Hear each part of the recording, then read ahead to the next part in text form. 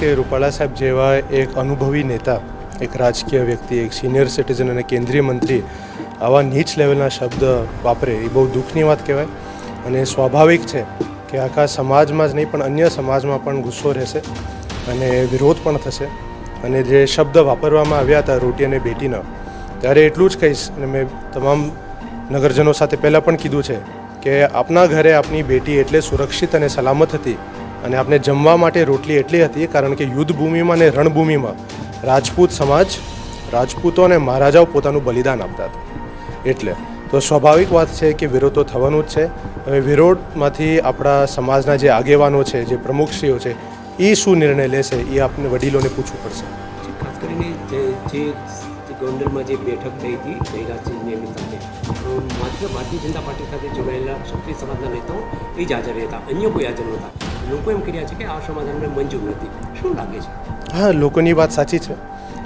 જયરાજસિંહ આપણા સમાજના એક વડીલ કહેવાય.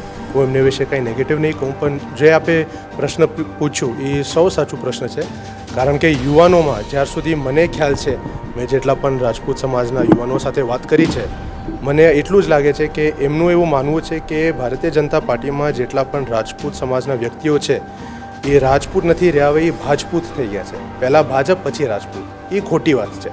ફક્ત રાજપૂત સમાજ માટે નહીં, દેશના તમામ સમાજ માટે સમાજ પહેલાં આવવું જોઈએ અને પછી આપનું પક્ષ આવવું જોઈએ.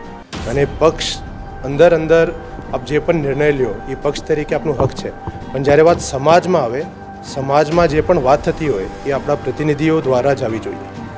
એક માંગ એવી પણ છે કે પુરુષોત્તમ રૂપાલાને અહીંથી બદલવા જોઈએ, એ વાત સાથે આપવું? એ વાત તો રાજકોટની જનતા નિર્ણય લેશે. મને ખ્યાલ છે ત્યાર સુધી ચૂંટણી ક્યાંથી લડવાના છે અને એમને ટિકિટ મળે કે ન મળે એ એમની પોલિટિકલ જીવનમાં શું કરે મને ઝીરો ઇન્ટરેસ્ટ છે, જરાય રસ નથી.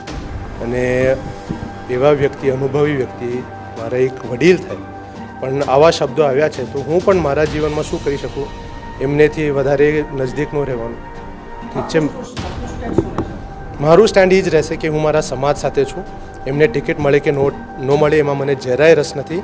પણ જેમ મેં કીધું, હું અલર્ટ રહીશ કે અગર આવા વ્યક્તિથી આવા શબ્દો આવ્યા છે તો એમનેથી કોઈ દિવસ ભવિષ્યમાં મળવાનું થાય તો જે પરિવાર અને સમાજના સિદ્ધાંતો છે